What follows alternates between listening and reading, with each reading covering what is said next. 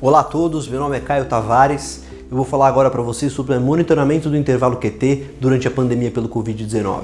A ideia dessa apresentação é ensinar vocês a como medir o intervalo QT e estabelecer uma recomendação de um protocolo para acompanhar os pacientes que vão usar, por conta da pandemia, medicações que prolongam o intervalo QT. A ideia dessa apresentação não é discutir indicações de uso desses remédios, mas mais estabelecer uma rotina prática de como você monitora o intervalo QT dos pacientes que já estão usando essa medicação ou que vão iniciar essa medicação. Então, primeiro ponto, como que eu meço o intervalo QT? Eu tenho dois métodos principais para medir o intervalo QT. O primeiro método, que é o método que eu recomendo para vocês medirem, é o método da tangente. Então, o que eu vou fazer com o método da tangente?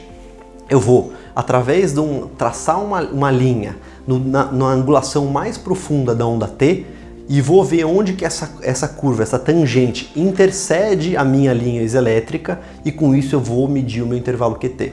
Então, resumindo aqui, eu tenho vários exemplos de como medir com T's negativas, quando eu tenho uma onda U clara ou não. Então, quando eu tenho uma onda U claramente separada, que ela está bem longe da onda T, eu vou medir entre o final da onda T e a onda U. Quando a onda U está meio que misturada na onda T, eu vou medir o intervalo junto, o intervalo QU, não vou tentar diferenciar o QT porque às vezes a gente pode se confundir na hora de medir. Então como que eu faço essa medida? Primeiro ponto, eu vou fazer uma medida da linha isoelétrica, eu vou pegar o meu intervalo TP, então o final da onda T com o começo da P, essa vai ser minha linha de base, então junção entre dois complexos QRS, dois intervalos TPs, eu traço a linha entre eles, eu formo minha linha de base, o QT começa no intervalo QRS, ele vai terminar na intersecção entre essa tangente e a linha isoelétrica. Então é importante eu reconhecer na onda T a parte que eu tenho um descenso, a angulação maior da curva, e é em cima dessa curva que eu traço uma tangente, e aí com isso eu faço a medida do intervalo QT. O outro método que eu tenho, que é o método visual ou o método threshold, que pode servir principalmente para pessoas que já estão acostumadas a medir o QT na sua rotina, mas que vai depender de uma acurácia visual melhor do que o método da tangente. O método da tangente ele tem uma variabilidade intra-observador e intra-observador menor, então para você acompanhar a medida do intervalo QT, provavelmente é o método de escolha. Então aqui só um exemplo desse método visual, eu vejo onde termina a onda T, traço uma linha perpendicular, vejo onde ela cruza a linha isoelétrica e aí eu meço o intervalo QT. Em que derivação eu vou medir esse intervalo QT? Então, primeira derivação de preferência, D2. Se em D2 minha linha DT está ajatada ou tem um artefato na linha de base, eu vou medir em V5. Se em V5 também não conseguir medir adequadamente o intervalo QT por interferência ou por ter uma onda T muito achatada, aí eu vou escolher uma derivação em que eu vejo claramente onde começa o QRS e onde termina a minha onda T. Como eu disse, a linha isoelétrica é o TP do complexo medido e com o TP do complexo anterior, com isso eu traço uma linha paralela, que vai ser minha linha isoelétrica. Isso aqui representando mais uma vez, então aqui termina T, aqui começa P. Esse é o intervalo TP do complexo, aqui é o intervalo TP do complexo que precede o complexo que eu vou medir. E aqui é o TP do complexo que eu medi. Com isso eu traço essa linha vermelha, que é a minha linha isoelétrica, e aí com isso eu determino onde começa Q, que aqui seria o começo do intervalo QT, eu vou na minha onda T, vejo qual é a maior angulação, traço uma linha paralela, que a minha linha vai cobrir essa angulação da onda T, vejo onde essa tangente cruza a minha linha isoelétrica, com isso a partir desse ponto eu meço o meu intervalo QT. E como que eu corrijo o meu QT? Né? Lembrar que o valor, a frequência cardíaca tem uma influência importante no QT. Então eu tenho que corrigir o meu QT para o meu intervalo RR. E o intervalo RR que eu vou usar para corrigir é o intervalo RR que precede aquela onda T que eu medi. Então eu vou medir o RR do complexo que eu medi para o complexo anterior e eu vou corrigir o QT pela fórmula de Bassett. Então o QT corrigido vai ser minha medida do QT dividida pela raiz quadrada do intervalo RR. Isso vocês podem digitar na internet, fórmula de Bassett que aparecem, ou em aplicativos de celular, vários aplicativos têm isso disponível, vocês não vão ficar calculando a raiz quadrada do intervalo RR.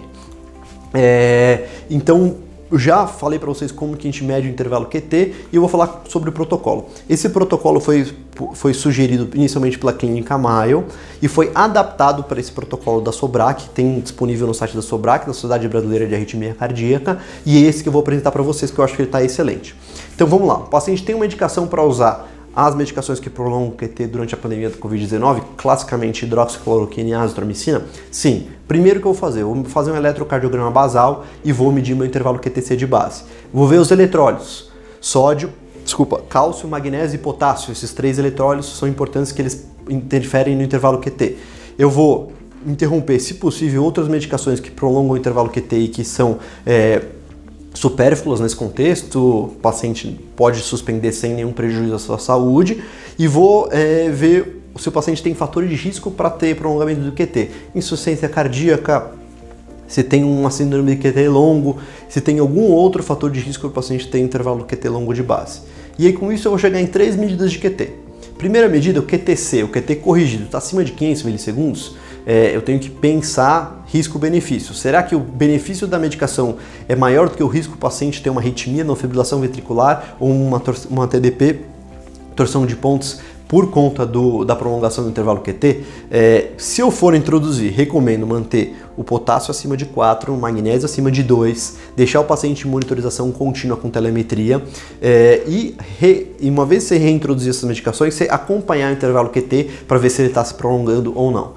Mas obviamente discutir com a equipe assistencial, ou se você mesmo for o risco do paciente, ou você mesmo for o médico do paciente está prescrevendo a cloroquina e a azitromicina, pensar individualmente se vale a pena você deixar os pacientes com essas medicações, dado que o risco dele ter uma complicação, de ele ter uma arritmia ventricular maligna é muito grande.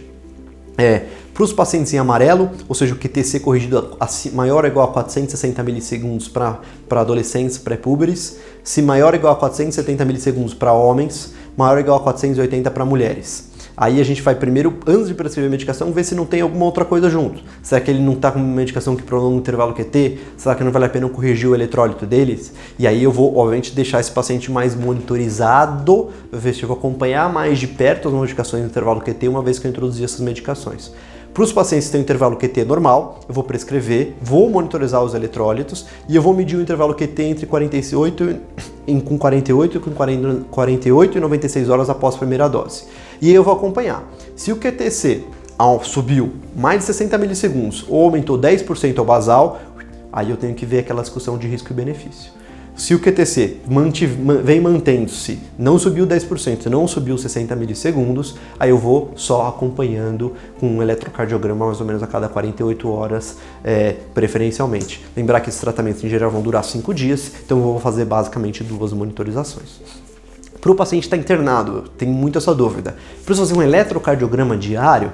Não. Você pode, quando você faz primeiro QT que você mede um eletrocardiograma de 2 derivações e correlaciona com variáveis com medidas da telemetria. Importante você fazer pelo menos 3 derivações da telemetria para ver qual é maior e a partir dessa que você vai acompanhar nos dias subsequentes. Porque isso é uma implicação logística importante. O paciente vai ficar fazendo eletrocardiograma diário todo dia, isso vai ter, imagina, você tem 20 pacientes na UTI, os 20 estão usando essas medicações, você tem que fazer 20 eletros, isso é inviável e sobrecarrega seus profissionais de saúde e sobrecarrega, aumenta a chance de você ter uma contaminação tanto de equipe quanto de outros pacientes. Então, você pode monitorar pela telemetria se tiver uma boa correlação com o eletrocardiograma. A gente sabe aqui, são dados de uma outra população, pacientes que têm investigação de uma canelopatia, que fazem um eletrocardiograma de 12 derivações e fazem medidas do intervalo QT de acordo com um dispositivo portátil. Então eles fizeram pelo menos 3 derivações. E eles viram aqui a curva de Bland-Altman, a gente vê que a medida do intervalo QT no dispositivo móvel e a diferença desse QTc, de acordo com o eletrocardiograma, ele fica pequeno, ele varia entre menos 40 e mais 40 para a maior parte dos pacientes, desde que você veja pelo menos 3 derivações. Se você fizer só uma derivação, por exemplo, você faz só o D2 da telemetria, pode ser que você não veja que esse QTc está prolongado e acabe colocando o seu paciente sobre o risco desnecessário. Era isso que eu tinha a falar para vocês. Estou à vontade para tirar dúvidas, seja pelo Twitter, seja pelo meu e-mail, e até mais.